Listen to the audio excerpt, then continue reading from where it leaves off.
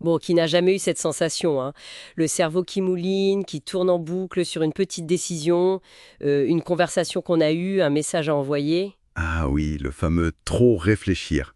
C'est un grand classique. Exactement. C'est une expérience, je crois, assez partagée. Alors aujourd'hui, on s'est penché sur des sources qui donnent 8 pistes concrètes pour essayer de sortir de ces spirales. 8 approches, oui. L'idée, c'est de voir comment ça marche, ces techniques, et comment on peut les utiliser pour retrouver un peu de calme mental. Voilà. Notre mission, c'est un peu ça. Explorer ces méthodes pour retrouver un peu de sérénité. Alors, commençons. C'est vrai que le mental, parfois, il s'emballe pour un rien. C'est assez fou. Absolument. Et ce qui est intéressant avec la rumination, c'est qu'elle s'auto-alimente en quelque sorte. Comment ça? Oui, elle s'installe souvent quand on est seul, avec nos pensées, dans le silence. Et elle répète les mêmes scénarios, les mêmes inquiétudes. Parfois, ça déforme même un peu la réalité de la situation. Oui, en grossit le truc, quoi. C'est ça. Et ça peut devenir une vraie habitude mentale. Presque un refuge un peu bizarre, mais un refuge quand même. Bon, heureusement, les pistes qu'on a trouvées sont très très pragmatiques. 8 idées donc. La première catégorie d'action, ça concerne l'externalisation. Sortir les pensées de sa tête. Oui, comme écrire par exemple. Voilà. Les sources disent que même noter juste quelques mots-clés sur ce qui nous tracasse, ça peut déjà aider. Bon, ça paraît simple, mais est-ce que c'est vraiment efficace quand on est submergé par les pensées? C'est une bonne question. En fait, l'efficacité de l'écriture, ça vient du passage on va dire, du flou au concret. Ah, d'accord. Quand tu mets des mots sur une angoisse, tu la forces à prendre une forme. Ça active d'autres zones du cerveau que la simple boucle de pensée. Des zones liées au langage, à la motricité fine. Ça peut en quelque sorte court-circuiter la rumination. Ça crée une distance, peut-être? Exactement. Une distance objective. Et verbaliser, que ce soit à quelqu'un ou même tout seul à voix haute. Ça marche un peu pareil. Formuler, c'est déjà commencer à organiser et à entendre sa pensée différemment. D'accord, ok, ça structure la pensée. Une autre technique mentionnée, c'est la gestion du temps. Utiliser un minuteur, Ah oui, ça c'est intéressant. se donner, disons, 5 minutes pour penser au problème. Et puis hop, on passe consciemment à autre chose. Ça semble un peu, je sais pas, artificiel, non? Ça peut paraître un peu artificiel, oui, mais c'est une manière de reconnaître qu'on a besoin d'y penser, sans laisser cette pensée envahir tout l'espace. C'est une technique on pourrait dire, de confinement. Ok, on met à la pensée dans une boîte. Voilà, on ne la nie pas, mais on lui donne un temps limité. Et ça redonne un sentiment de contrôle.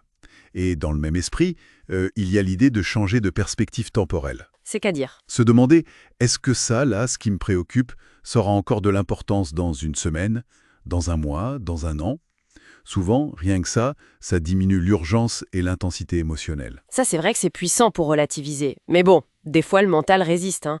Et là, les sources insistent beaucoup sur le corps. Oui, le retour au corps. Marcher, s'étirer, danser même.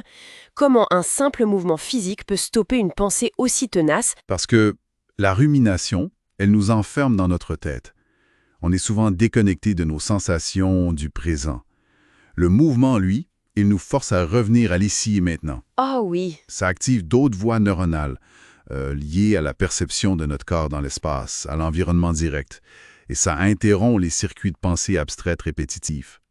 Et se concentrer activement sur ses sens, la respiration, les sons autour, les pieds sur le sol, ça a le même effet d'ancrage. ramener l'attention sur l'expérience directe, quoi. Exactement. Plutôt que sur le blabla mental incessant. Logique. Passer du mental au physique. Très bien.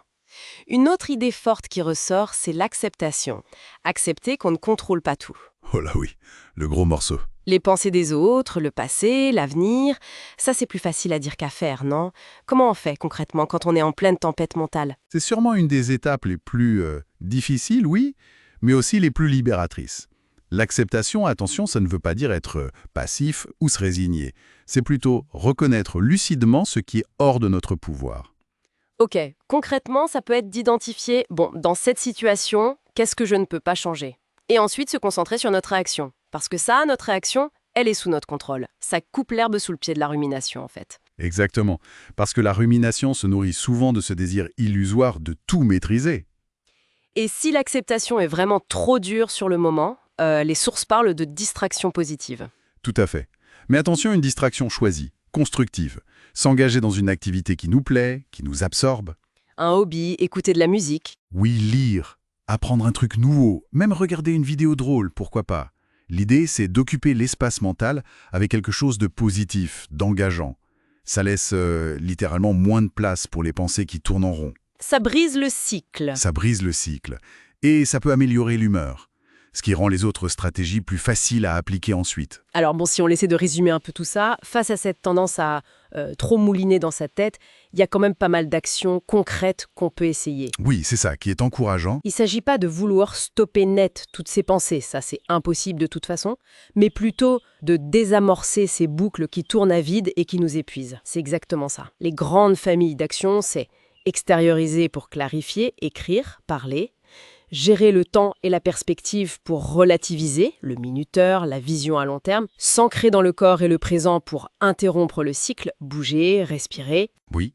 Accepter les limites de notre contrôle pour lâcher prise. et puis se distraire positivement pour changer de focus. Ce sont vraiment des outils pour reprendre activement les commandes de notre attention. Et pour finir cette exploration, peut-être une question qui va un peu au-delà des conseils pratiques, mais qui s'appuie sur tout ça. Au lieu de juste chercher à arrêter de trop réfléchir, si on essayait d'aborder cette tendance avec un peu de curiosité. Ah, intéressant. Qu'est-ce que tu veux dire? Se demander, cette rumination précise-là, qu'est-ce qu'elle essaie peut-être de nous dire sur nos préoccupations profondes, nos valeurs ou peut-être nos insécurités? Qu'est-ce qui se cache derrière?